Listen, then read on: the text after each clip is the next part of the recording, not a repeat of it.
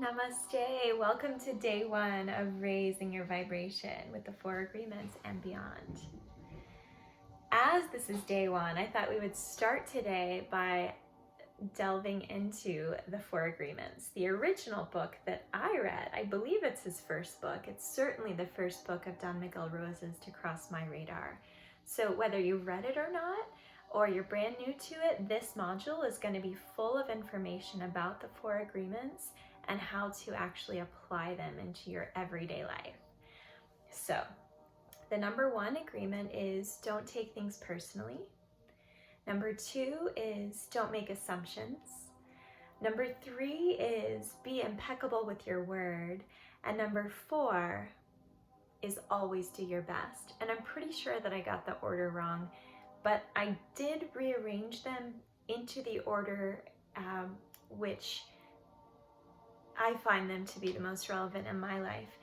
You can work with these four agreements in whatever way works for you. So let me start with Don Miguel's ordering, because he's the genius behind this, I don't want to call it a method, but this way of living, this way of being an artist with your own life. This is Toltec wisdom.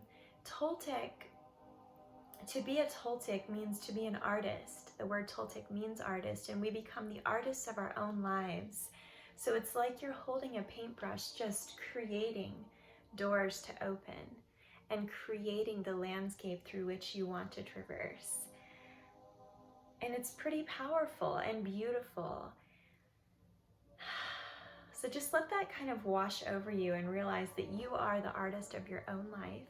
You get to create the dream that you're living on this planet. The dream that has been created for us, where we're told what we need to do when we go through various institutions, school and college and work, and we need to do this by this age and do this by this age and this by this age, and this is the way we behave in public, and this is what we should wear, and this is what we should look like, this is how we should respond. All of that, all of the things that we've been taught as human beings on earth, that's all called domestication. It's all part of fitting into a dream of the planet. So all of us have our own individual dream that is our own individual truth. And then we're all also part of a bigger society, so a bigger dream. This course, this book specifically, The Four Agreements, it helps you to understand the agreements that you've made to be a part of society. Later on in the next module, we'll get into the agreements that you've made with yourself to be in the dream of your own. But right now we're talking about the dream of the planet. So this fitting in with society and being with society in harmony while we're still painting our own reality. That's how we use the four agreements. So let's start with the one that Don Miguel put first, which is be impeccable with your word. Say what you mean and mean what you say. This is beautiful. All of these are so simple, but they're not necessarily easy. I was raised by a family where lying and manipulating was rewarded. And at the same time, lying and manipulating was punished. But if you knew how to lie and manipulate well enough, you would never get caught for lying and manipulating, and then you'd just be rewarded. So I was about 20 by the time I realized I'm tired of manipulating my way through life.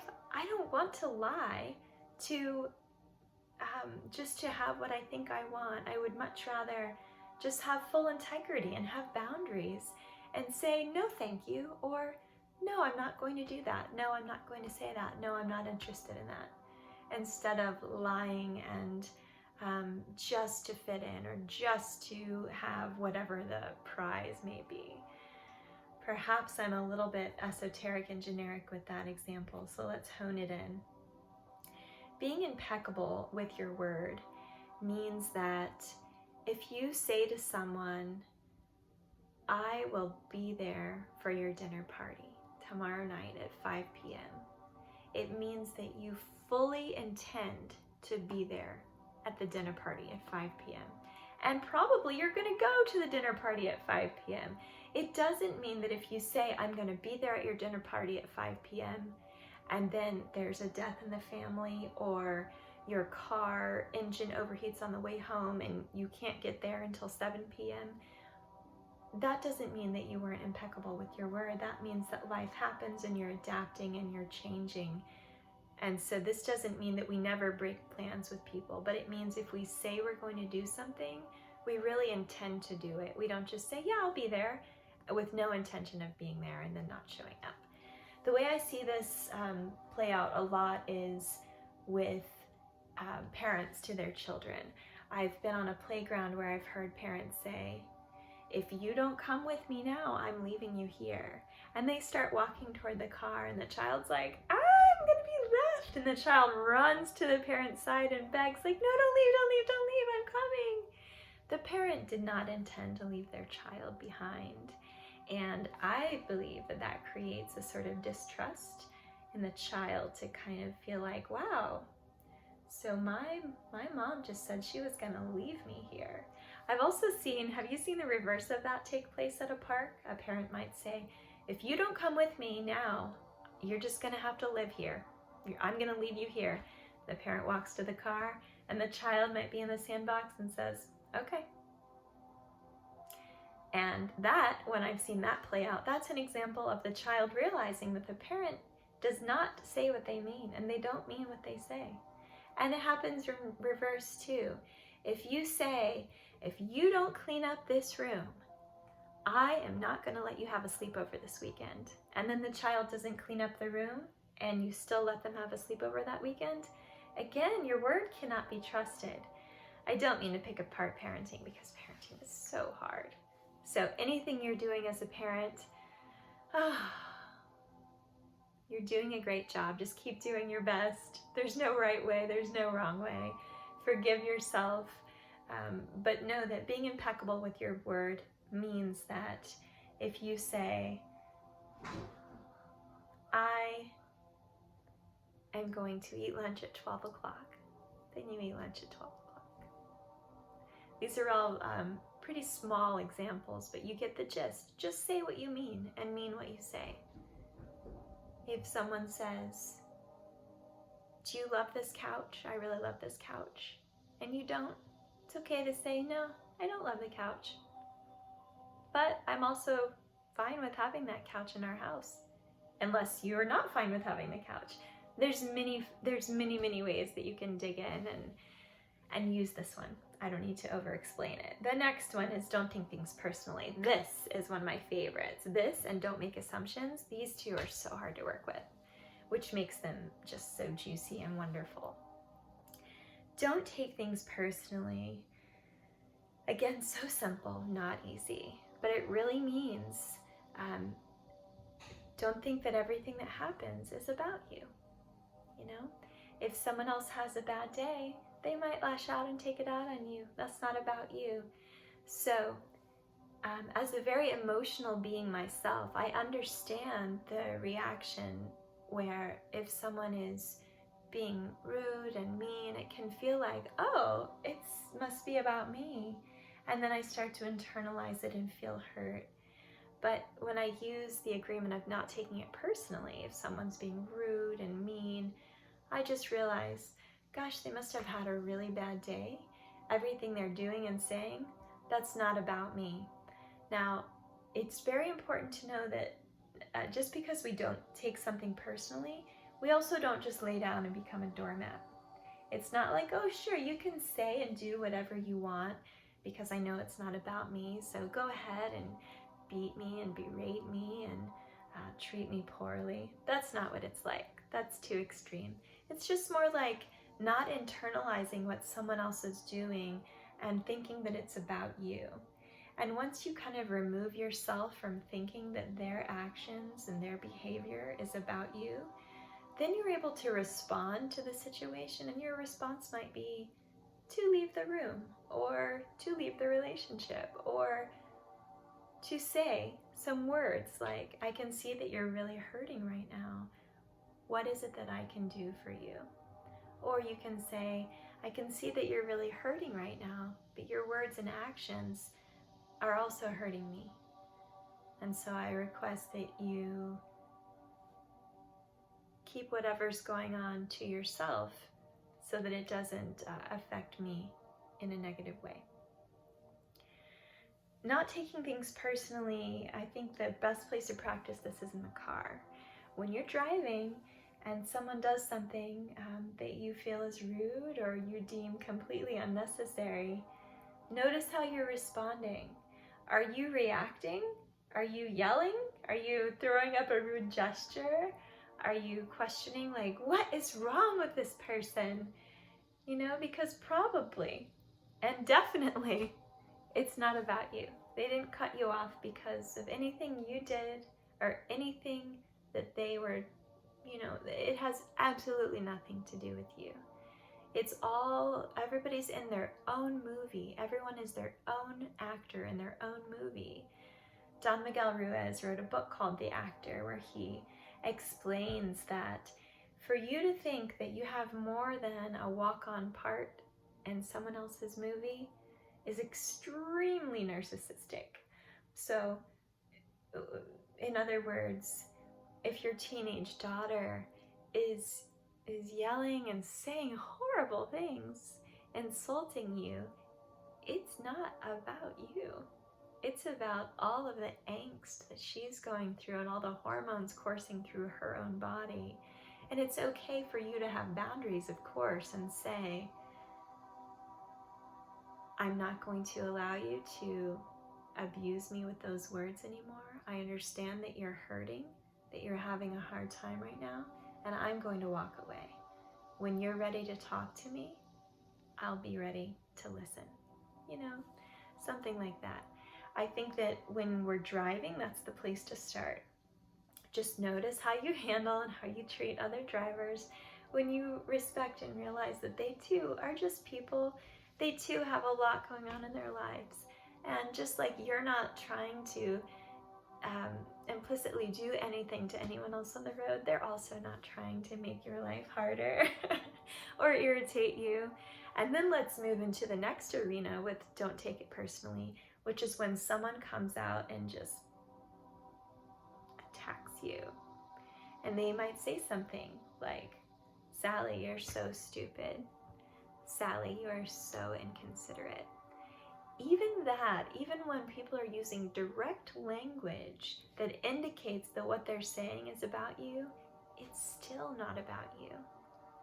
If someone feels like I'm an idiot or someone feels like I'm inconsiderate, that's entirely something that's going on with them. If my behaviors have been inconsiderate, or if I've been behaving in a way that seems like I'm idiotic, you know, I could reflect on that and say, let's look into why that might be that you think that.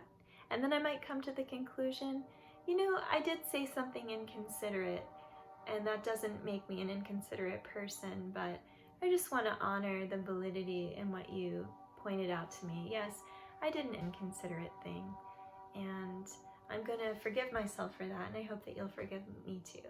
And next time I'm going to do better. Because we're all flawed humans, we all make mistakes.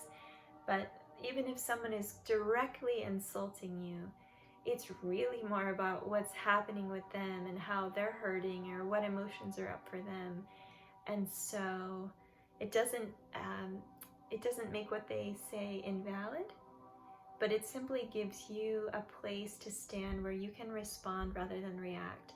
Because if we feel as though people are personally attacking us, our defenses go up, and then how do we behave?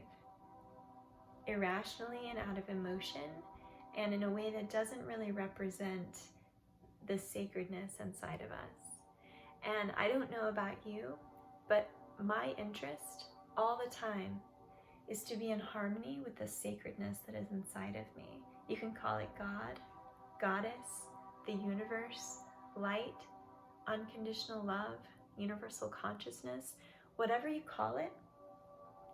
We are not our bodies, we are not our minds, we are not what we say, we are not how we look, We are not how we smell. We are not how we taste or sound. We are divine consciousness, pure love and light, having a human experience inside this beautiful human body. There are 5 layers of the body.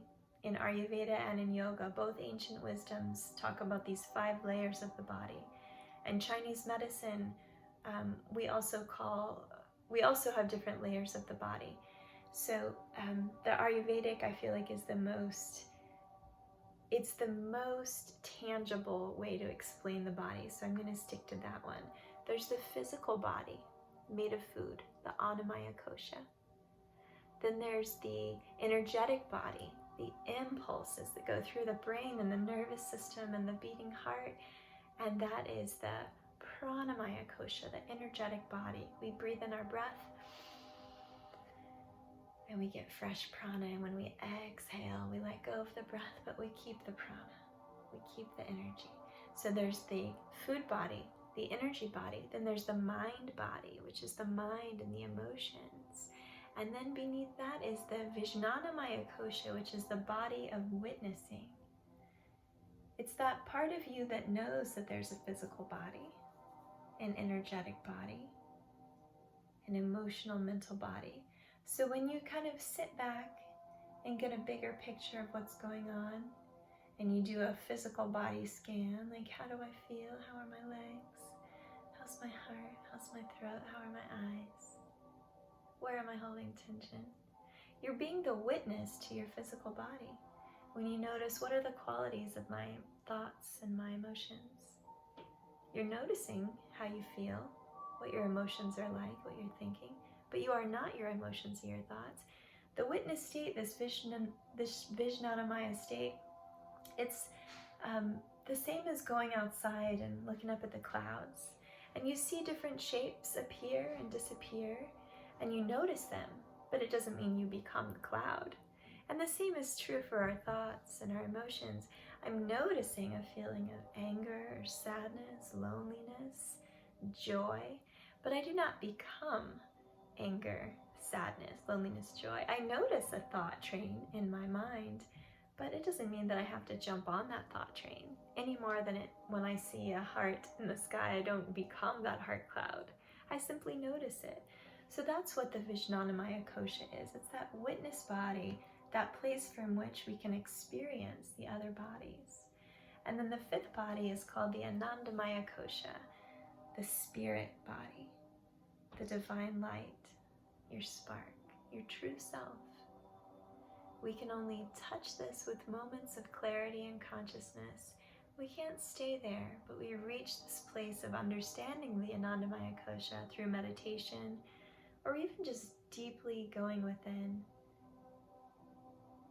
putting in effort without too much effort. Once you realize you're there, you already are not there anymore. If we were to be in the bliss body all the time, we would cease to be human beings and we would just be beings. But here we are on earth having this human experience.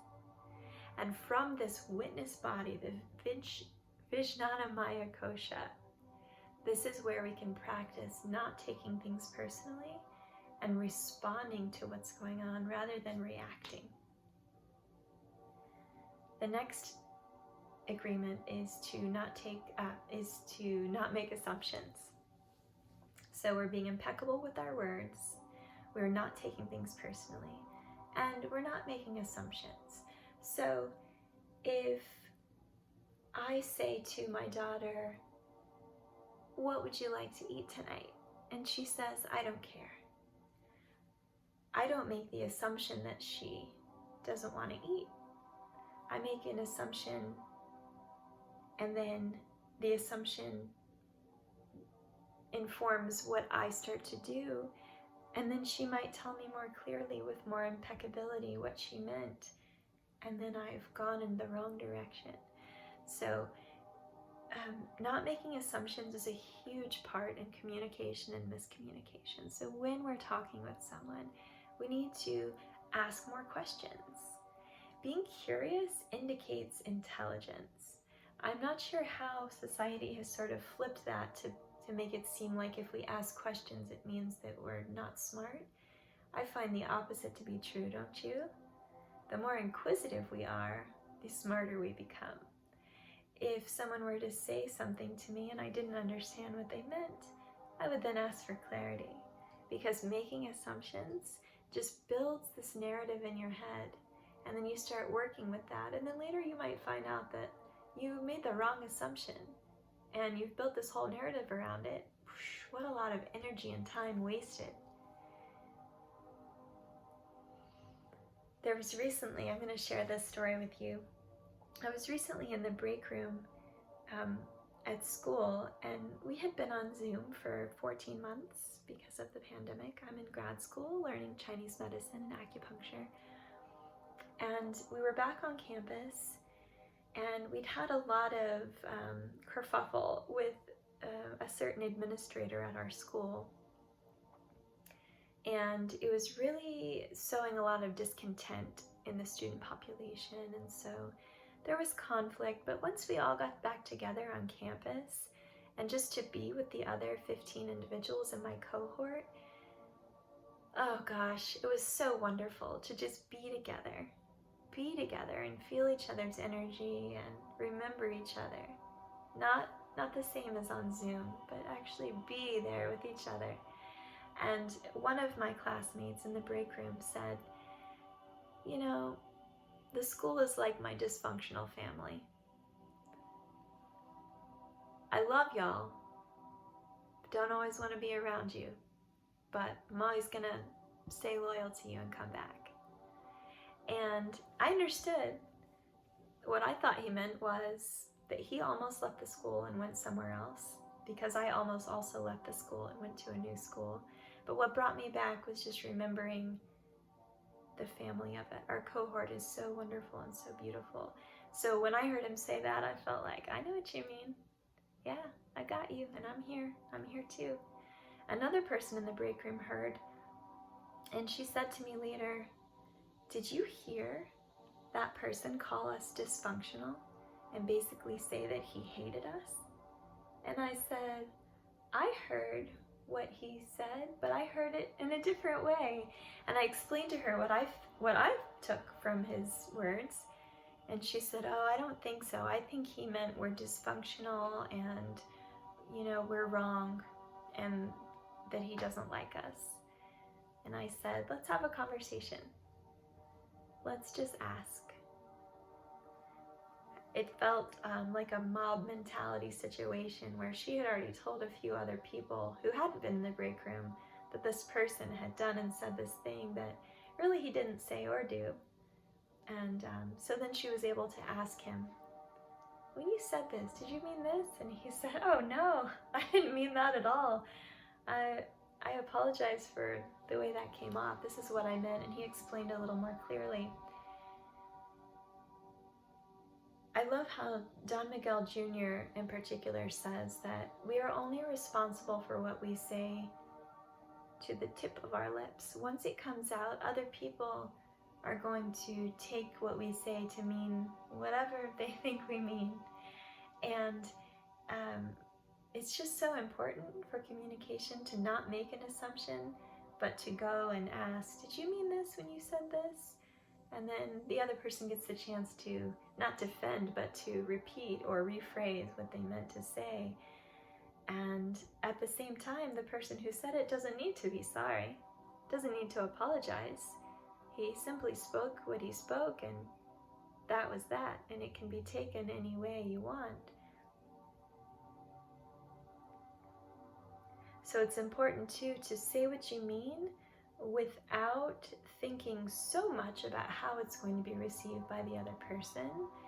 But maybe if you're worried about what you're going to say, how it's going to sound, after you say it, say, am I making sense to you? Is what I'm meaning coming through? Because our words are very limited, you know. Our feelings are so just expansive and truly hard to put into words, and we've just got this very simple set of tools that we can use to try to express to each other through words. But I feel like our intent comes through strongly, and if we're able to ask questions, then we can get clarity on what something meant, and then we don't have to make assumptions. Sometimes it's not even words. If you walk into a room and someone's got headphones on and their back turned and they're crossing their arms, you might make the assumption that they want to be left alone. That would be an assumption I would make, when in fact they might just be listening to something that's making them upset, and they're just looking out the window and completely open to having a conversation with you. And then if they turn and see you leave the room because you thought they were upset, they might make an assumption, oh, she doesn't want to be near me. So no making assumptions, no taking things personally. Be impeccable with your word. Before I move on to the fourth agreement, I do want to visit this beautiful piece that Don Miguel Ruiz Jr. just introduced to me during the apprenticeship that it just never occurred to me when I've been reading the book for 20 plus years, 24. He said, be careful not to make these agreements into conditions. This doesn't mean you're a good person if you are impeccable with your word. You're only a good person if you don't take things personally. You're only a good person if you don't make assumptions. It's not like that. It's more like these are agreements that you make with yourself, with your paintbrush in hand, in a world that you want to create, in your masterpiece, in your Toltec wisdom that you create with your own paintbrush. The way that you show up, if you're using these 4 agreements, then you can kind of just be soft and vulnerable and authentic and open to real loving connection. And if you make a mistake and you are not impeccable with your word, or you make an assumption, or you take something personally, that doesn't mean that suddenly you're unworthy of love and affection and connection. It simply means that you say, oh gosh, I did it again. I mean, I've been doing this for 24 years and I'm still taking things personally and making assumptions. And that doesn't mean that I'm just going to cut myself off of unconditional love. It just means that I notice myself from the Vijnanamaya Kosha. I notice and I say, okay, I'm learning from this. I'm going to do better. And I have gotten better. And so will you. And so have you, I'm sure. That's what we're doing here on earth, is we're constantly growing, constantly evolving. Change is the only thing that we can count on. So the 4th agreement is do your best. And that one's pretty straightforward. Always do your best, and notice that what's best for you today might not be best tomorrow. Like if you're really putting forth your best effort and you're sick and you're tired, your effort's probably not going to match the way it was yesterday, but it still means you're doing the best that you can with what you have on that day. And it really means also just honoring yourself, not being lazy, you know?